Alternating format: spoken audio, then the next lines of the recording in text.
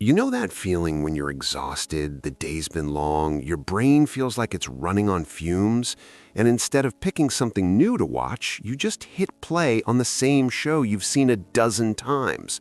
Friends for the 23rd rewatch, The Office again, that one movie from 2008 you can quote in your sleep. Friends tease you, your streaming algorithm has given up suggesting anything fresh, but the second the opening credits roll, something inside you unclenches. Your breathing slows, your shoulders drop. For the first time all day, you feel safe. If you've ever wondered why you keep returning to the same stories when there are thousands of new ones waiting, you're not stuck, you're not boring. You're doing something your nervous system is quietly begging for. Here's what nobody tells you. Rewatching the same shows and movies over and over isn't about laziness or avoiding new things. It's about emotional safety in a world that rarely feels safe. Picture this. It's late, the world outside is still loud in your head. Work stress, unanswered texts, that conversation you keep replaying, maybe just the low-grade hum of uncertainty that never quite leaves. You open the app. New series look shiny, but exhausting. New characters to meet, new tension to sit with, new endings that might hurt or disappoint. Then you see that familiar title. You know every beat. You know exactly when Jim will look at the camera. You know when Rachel will get off the plane. You know Harry will walk into the forest one last time. And before the first scene even starts, your body recognizes the pattern. No surprises, no danger, just known emotional terrain I've already survived. Psychologists explain this through predictability as emotional regulation. When life feels chaotic or overwhelming, your nervous system craves control. Familiar media delivers exactly that. A 2019 study in Psychology of Popular Media found that people who rewatch favorite content report significantly lower stress and higher positive mood compared to watching new shows, especially after difficult days. Your brain isn't working hard to decode plot twists or brace for emotional hits. It's on low-effort cruise control. No cortisol spike from suspense, no sudden grief from an unexpected loss. Just safe, predictable arcs you've already lived through once, now revisited with zero risk. Here's where it gets beautiful. Every rewatch isn't repetition, it's re-experiencing through a new version of you.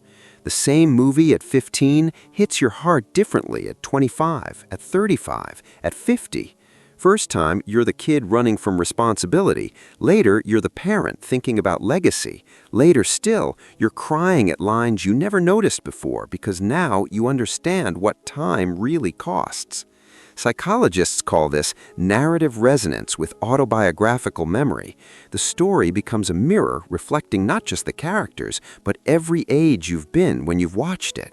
You're not consuming content, you're holding quiet conversations with your past selves, grieving old wounds, celebrating small growth, finding continuity when everything else feels like it's slipping. And the paradox nobody talks about, rewatching looks like doing nothing, but your brain is doing deep work. It's practicing emotional mastery in the safest possible environment.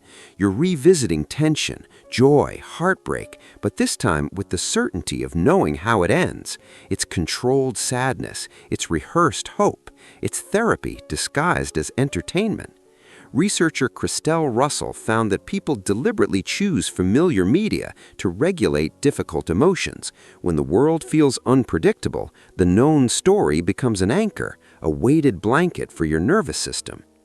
Here's something else that's wild. Those comfort shows and movies often become portable homes.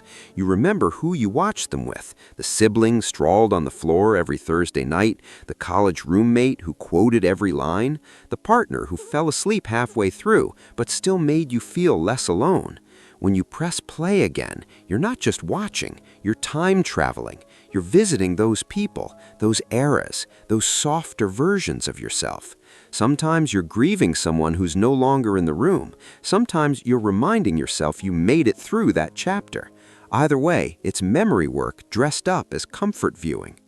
Society doesn't make it easy. We're told to chase novelty, to expand our horizons, to always be consuming the next big thing. Rewatching gets judged as lazy, escapist, or stuck. But the research tells a different story. Familiar media reduces anxiety, provides stability through predictability, and strengthens identity through meaningful repetition. It's not avoidance, it's restoration. So if you keep pressing play on the same stories, you're not broken, you're not wasting time.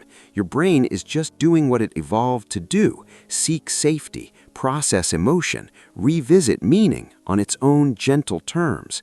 And in a world that never stops demanding the new, choosing the familiar isn't retreating, it's remembering that some things are worth returning to over and over until they feel like home. If this hit home for you, please subscribe. Here's some more videos that I think you'll resonate with. Same energy, different angle. See you in the next one.